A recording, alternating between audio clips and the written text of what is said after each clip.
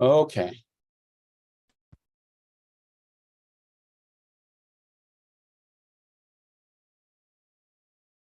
So on Tuesday, I believe this is where we ended. We looked at different factors that are associated with attachment. We focused a lot on the mother-infant attachment, and even in the experiments, that's usually what we use is the mother and child in the Ainsworth studies to study the attachment primarily between the mother and the child.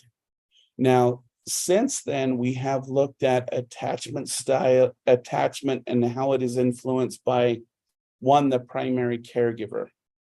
Because a lot of times, especially in infancy and early childhood, the child is not necessarily being raised by the majority of the time by the mother. Sometimes they're being raised by grandparents, father, and extended relatives.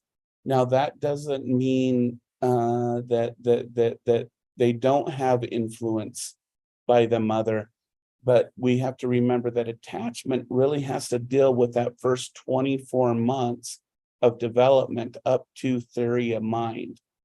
And that attachment really does influence how the child views others and views a self. And so all of those individuals play a role. So some of the research has shown that we have to understand the interaction. In this slide, we introduce the idea of the mother as far as being sensitive and responsive, really determines whether an infant will have a secure or an insecure attachment. We mentioned that father's sensitivity is also important, that when a father is present and he's there, that matters. Now, we have to understand mother and father as the biological underpinnings of a child. Mother represents 50% of the biology of a son or daughter or non-identifying. A father also represents 50% of a child's biology. Okay. And so we have to realize the importance of fathers, whether they're present or not present.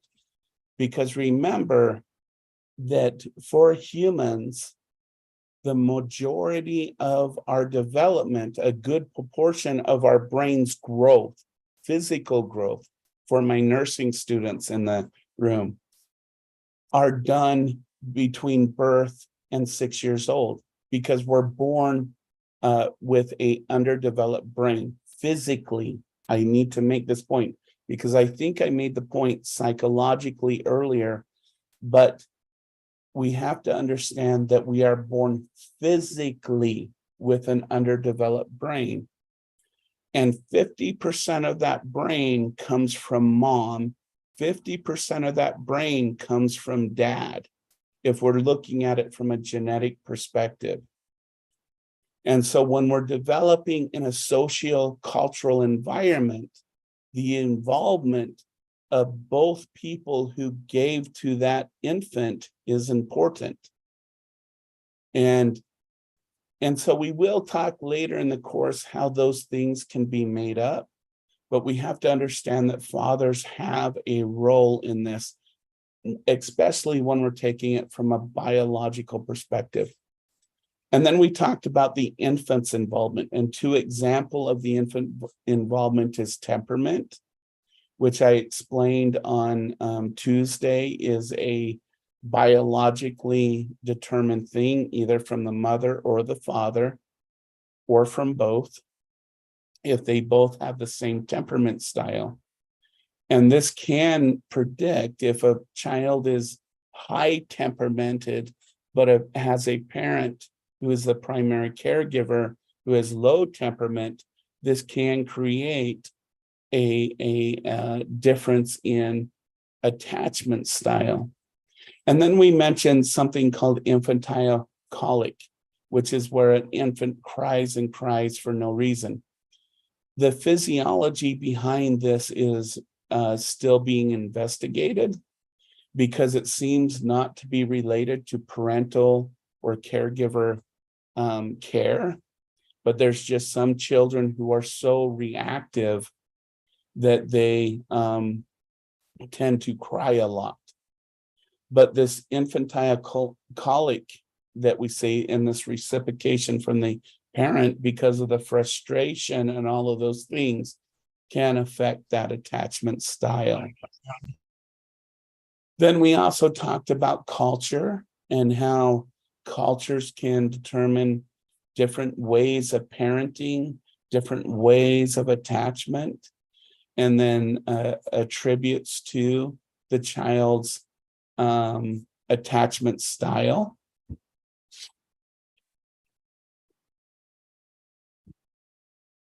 And we also noticed from biology that individuals who produce more oxytocin tend to be bonded closer to each other.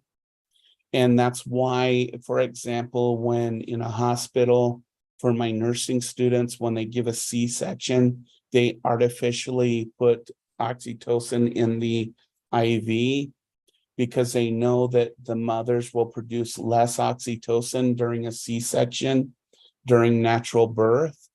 But oxytocin is that bonding chemical that allows for bonding to occur between two people, specifically in this situation, the mother and the child, and then the father and the child when the father is available.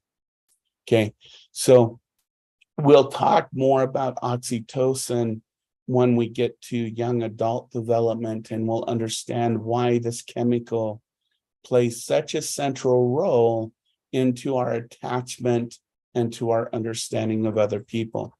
And then we notice individualism versus collectivism when we're interested in whether we're interested in ourself versus interested in our collective, how that plays a role. And we went over that on Tuesday. Now, the question has been proposed and has been proposed for a long time, and there's a lot of mixed research on this with proponents on one side, proponents on the other. So I'm going to give the mid-level analysis of this. Is very early on, it was assumed that early attachment in the infancy and early childhood predicted late attachment, such as intimate relationship attachment in later adult. And so, as this slide says, infant attachment is predictive of adults' ability to maintain secure relationships in later adult. And we have to make some adjustments to this model because it's not a one-to-one model that the attachment you had in childhood would necessarily lead you to healthy or unhealthy relationships later in adulthood. That's kind of a myth because it's much more complicated to that. Because new life circumstances can change secure relationships into insecure relationships, and just the opposite.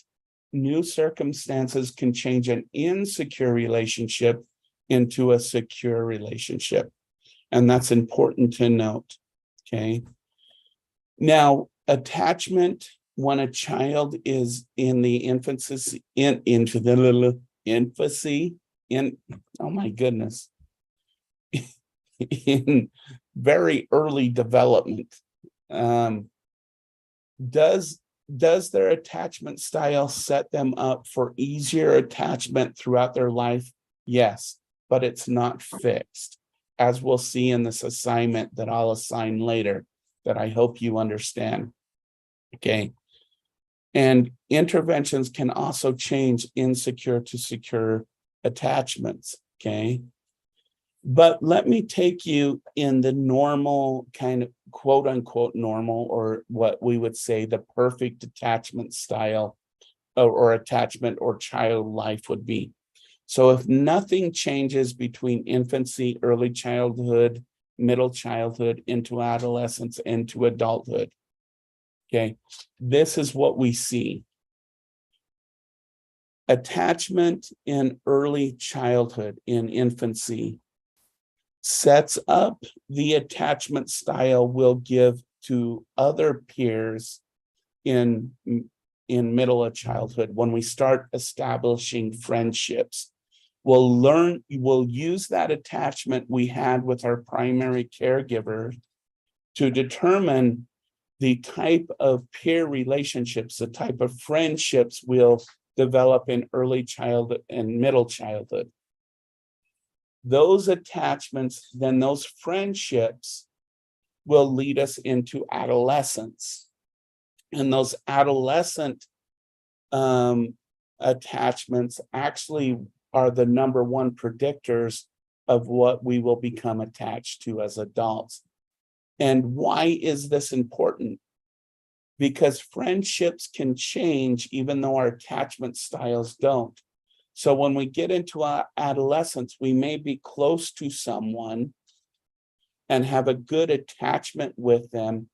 But if they get into negative behaviors, if they get into drug or substance abuse, if they get into rebelliousness, if they get into those, that can change the adolescent's attachment style based on that peer's attachment style. And then let's say we're in a good attachment and we get attached in adolescence to someone who doesn't have a healthy attachment style. That then will inform us about our attachment style into adulthood. So it is actually a relation where early attachments lead us to friendships.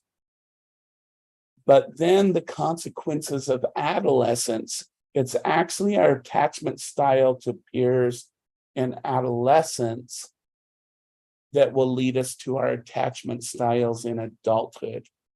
And as we know, there can be a lot of changes in adolescence, a lot of issues that come in adolescence and the teen years that then can break that attachment if we were secure to become insecure or ambivalent or any of the other attachment styles. So I just want to show that it's not a one-and-one association. Life experience influences attachment. But the good news is that we can change that attachment at most stages of life.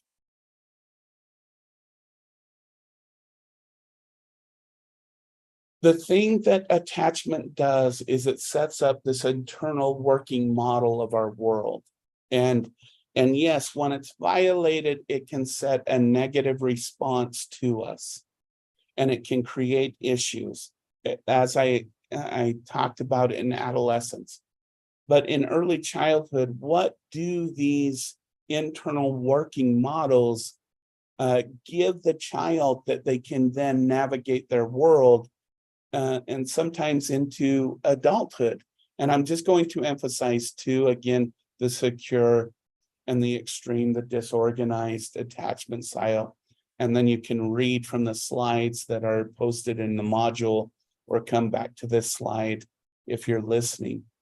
In a secure attachment, when we have parents and children actually interacting with each other, we can say that they can trust and rely on each other. That's their internal working model, that I can be attached to other people who can do this.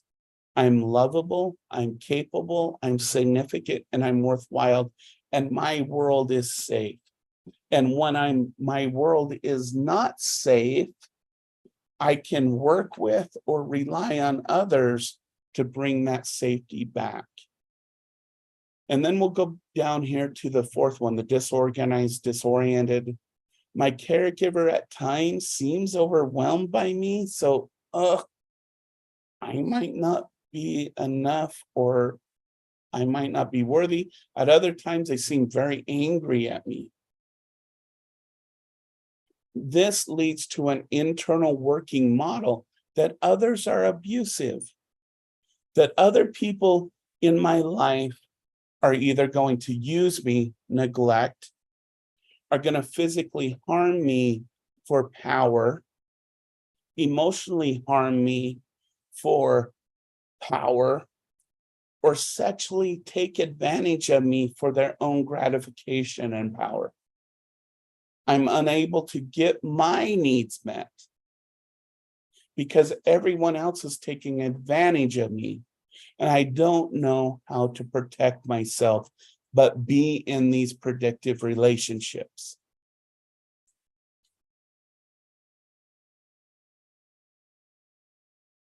Okay, and then we have everything in between. And Tylene, I just read your message, and yes, this is the consequences that we have as parents to our children, that we set this up for them. But then we have to realize that our job into early childhood, middle childhood, and into adolescence, and it continues, because we need to make sure that those barriers are there through that lifespan. So I appreciate you saying that that working model for you has been in place. Thank you for that comment. All right, so I do want to talk about attachment disorder. So these are children who have experienced attachment issues to the extreme. This is where they have had a mother or primary caregiver who has been in and out of their life. They've moved a lot. Change is a constant thing for them through infancy into early childhood. They've been abused or neglected, either physically, emotionally, or sexually. They can develop what we call an attachment disorder. The first one is dishemited, social engagement disorder. This is an attachment disorder in which children approach strangers indiscriminately, not differentiating attachment figures from other people. This is a child who will just go to anyone looking for some gratification of social connection with them.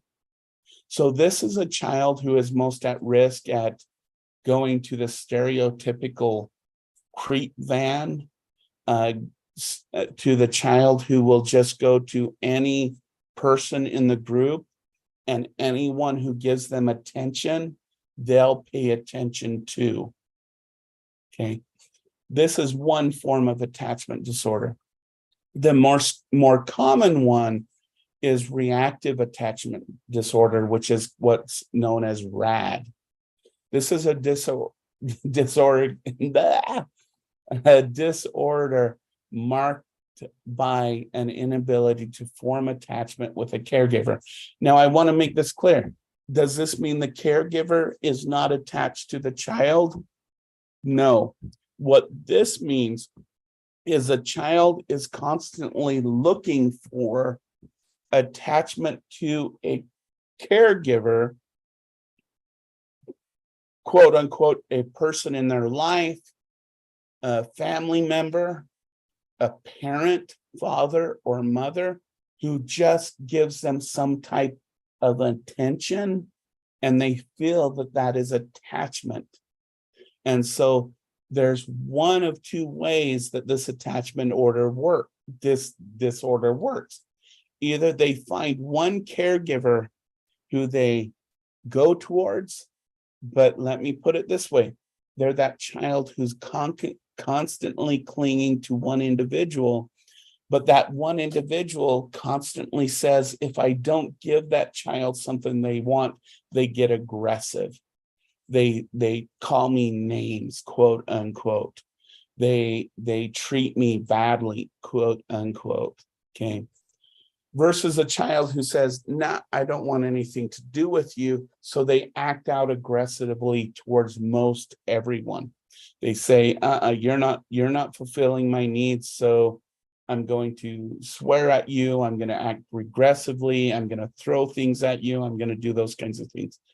So these are the two types of attachment disorders, and they come from extreme neglect, extreme abuse, disconnection in those early years during giving birth and into those early late years. Okay, here's the thing that I want everyone to know about attachment disorders.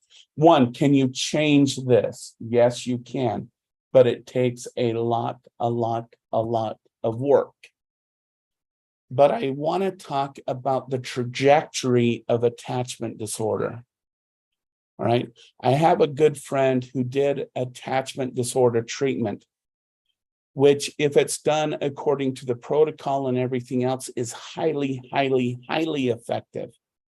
In fact, if it's done correctly, it has a high correction rate for the family and for the child.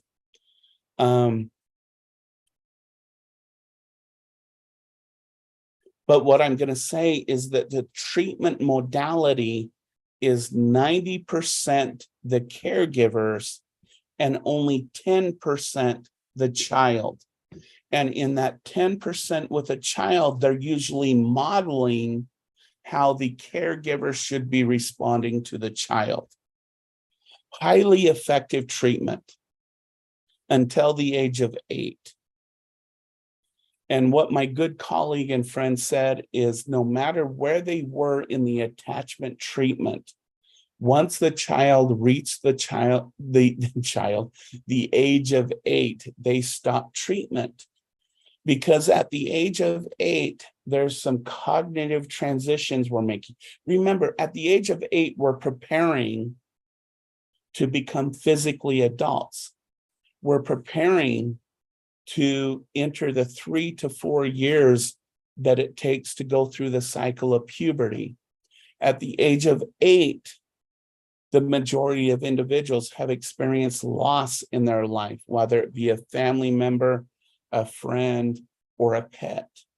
And so at the age of 8, there's a lot of transitions that transition our conceptualization, our mental framework of people and situations. And so at the age of 8, they stop treatment and they start the intervention of what's called conduct disorder. Conduct disorder is a disorder of where children tend to aggress out. They tend to be maladaptive to their environment. And what that conduct disorder turns into when the individual becomes an adult is something called antisocial personality disorder. So in many ways, unless there's some severe intervention into the individual's life, something that is significantly changing in the individual's life, this is the trajectory where individuals will then end up needing lifelong intervention instead of some brief intervention. Now, I'm going to say this because I know a lot of individuals have had these experiences in childhood. This is a common trajectory, but if there is a significant intervention in an individual's life, this can be interrupted.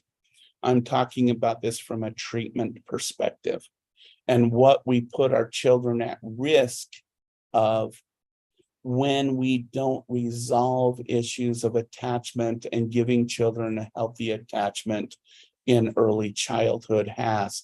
They have a much harder time throughout their life in finding those significant attachments that make them who they are and make them significantly more successful. I'm going to conclude with this. It doesn't mean people cannot change in later adulthood or early childhood or early adulthood. It just makes it much more harder. It makes it much more of a journey if we don't provide these things in early childhood. Okay, so I'm going to stop here and I'm going to stop our recording.